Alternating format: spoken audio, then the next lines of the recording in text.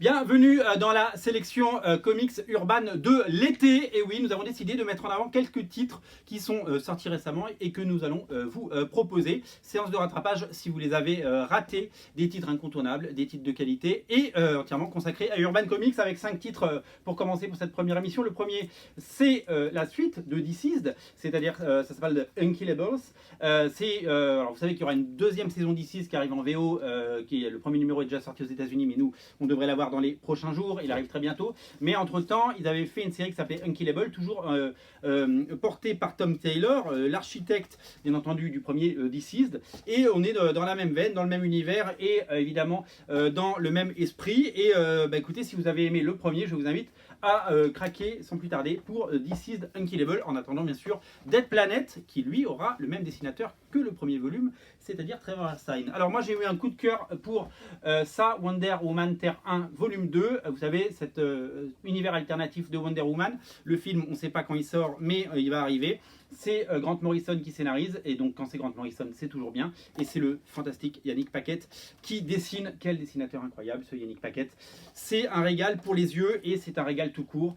C'est à découvrir bien entendu. Si vous avez aimé le premier tome, je vous invite à craquer pour ce second qui en appelle un troisième d'ailleurs.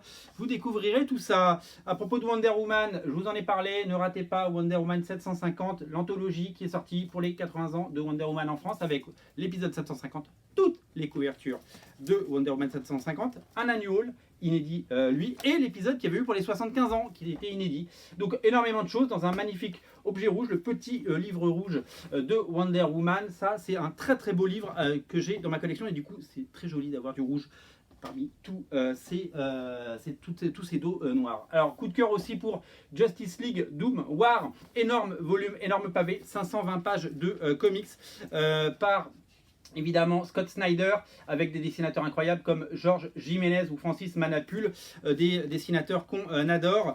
Ça reprend l'arc qui s'appelle Doom War de Justice League, scénarisé on l'a dit par Snyder, et ça reprend les épisodes de Justice League numéro 26 jusqu'au numéro 39. Donc vous avez un énorme pavé de l'histoire de la Justice League version Scott Snyder.